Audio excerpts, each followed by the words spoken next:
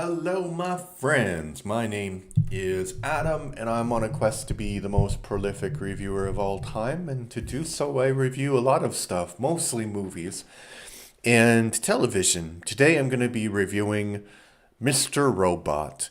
And probably the title is going to say something like, I was unable to finish this. Because I was unable to finish this. And I think that this is the third show and I think the second in a row where I am unable to finish it, but I don't think that the show is necessarily bad. And the other two shows would be Atlanta and Barry. And I will talk a little bit about why I'm not finishing this one in 1 minute. And I think maybe it is. So those first two I didn't finish because of quality issues. I didn't finish them because I kind of knew where the story was going. And in this one, I do have an issue with it, and I'll tell you. I will share my issue with it if you stick around for the video. But for the rest of the video. So first of all, Mr. Robot was created by Sam Ismail, and it stars Rami Malek, Carly Chaikin, Portia Doubleday, and Marlon Volstrom, as well as Christian Slater in a very important role.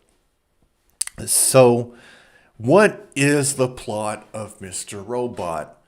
Wow, that is a surprisingly hard question to answer because I believe that this show is one of the best in television history about having plot twists.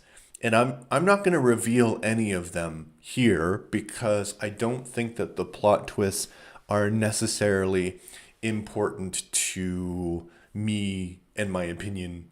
Like I think I can examine my opinion of the show, and I don't need to explain the plot twists because I think some people would get a lot out of this show.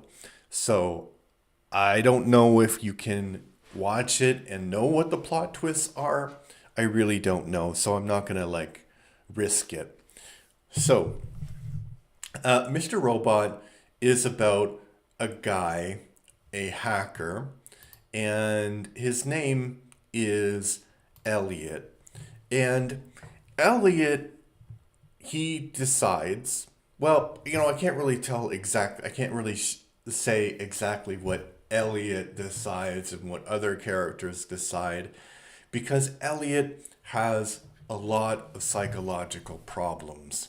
He is broken psychologically. And that's why the show is interesting because it's all told basically through his perspective, and he is one of the most unreliable narrators in television history. So it's really hard to say what is real and what isn't real. And I think I'm at the beginning of the third season where I finished, and I had to like actually, do some research about what characters were real and what characters are not real because he imagines characters, he imagines situations, he doesn't remember conversations that he has, and uh, he he has dis what's that called? Dissociative identity disorder. And that is basically where you have multiple personalities, and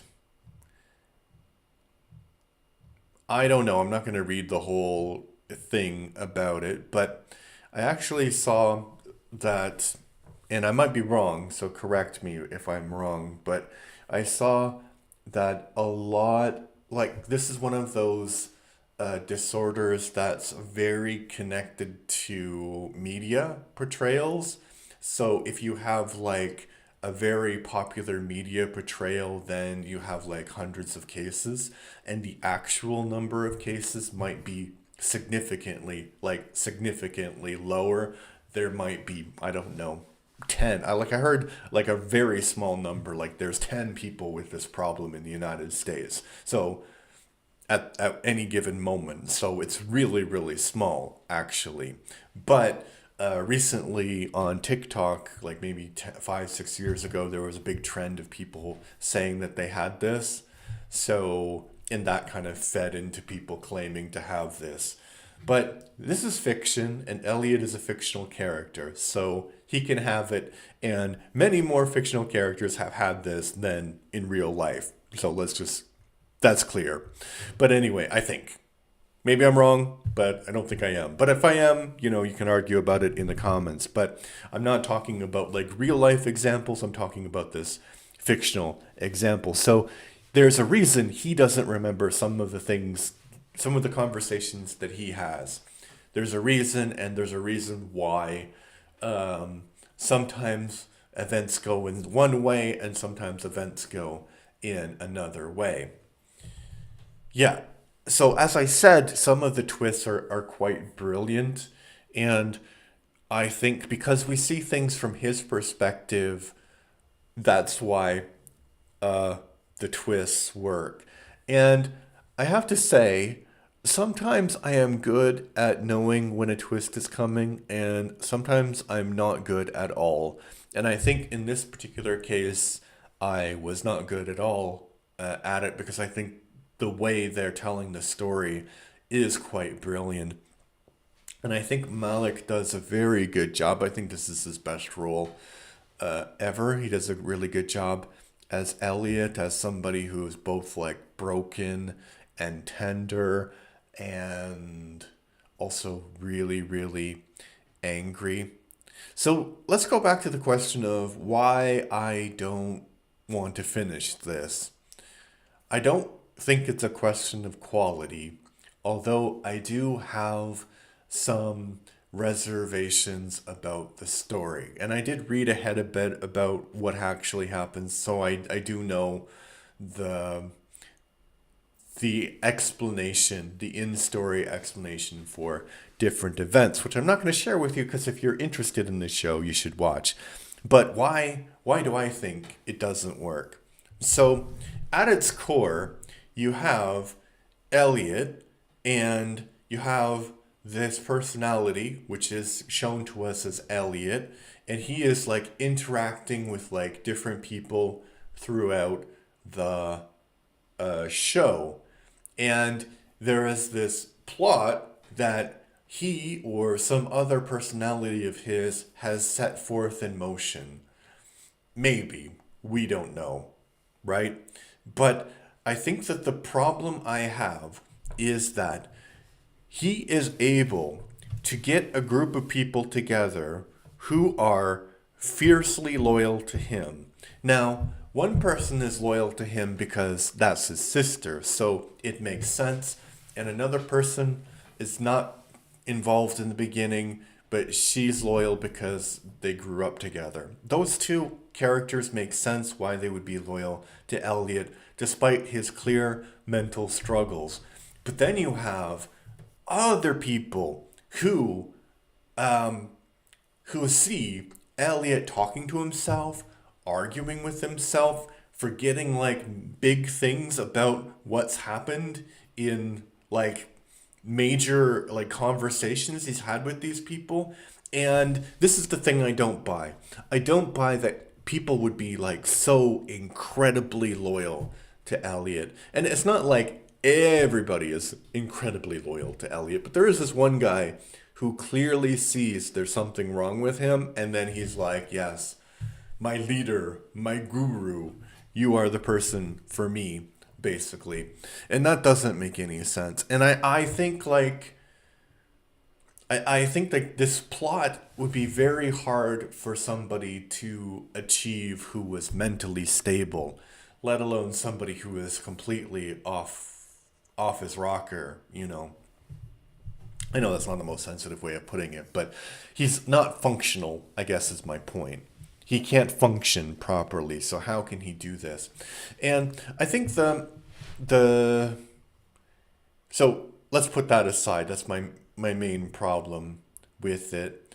But I think one thing that it does really, really well, and they researched this, is like this is the best depiction of hacking, I think, in any kind of media, because it's not just like two people typing at once, trying to do something. It's like they show you things which hackers use, and it's all based in reality. And I'm not a hacker, but my job is somewhat connected to the field. I won't tell you exactly what it is. I'll be a little bit mysterious. And there are things that they talk about which are things like I know about because of my job and my experience. So they are like saying like real things. So that's really quite interesting to see. And Elliot is portrayed as being like this brilliant hacker, and he may be, but he is completely not functional.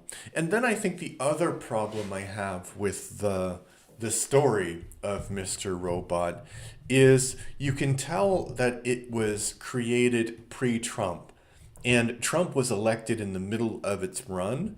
So basically, the show posits that there's this huge dark cabal of these brilliant people who have elected Trump, and people like him because they want to control what's going on. They want to control the narrative. And personally, I think that a lot of interested parties did help Trump win the election, like Russia. But fundamentally, it wasn't like great behind the scenes machinations.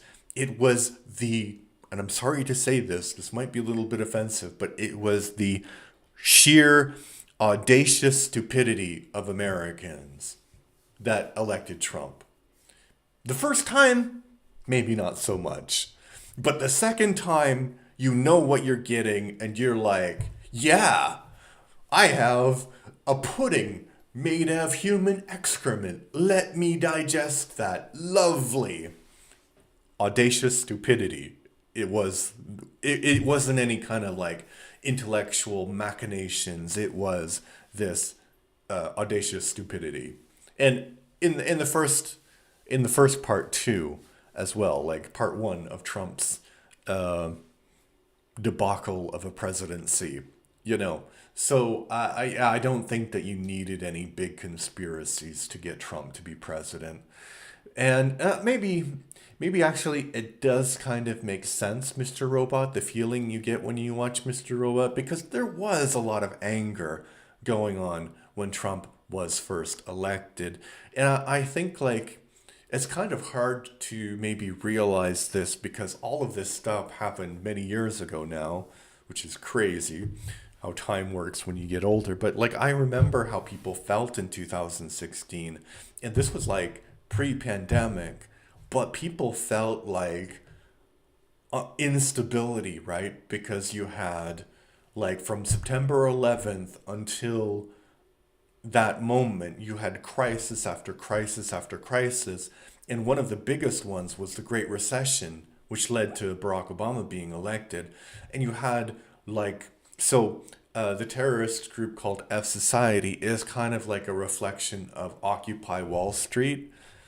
But Occupy Wall Street kind of faded after a few months, it feels like. And it never became like a successful revolutionary program for America, whereas America kind of drifted into like really right wing xenophobia, nationalism, and all of that stuff as a solution to their problems. But you know, it, were they directed in that direction? Yeah, a little bit, but again, it's like the pudding, the excrement pudding. They were eating it themselves. They chose that, right?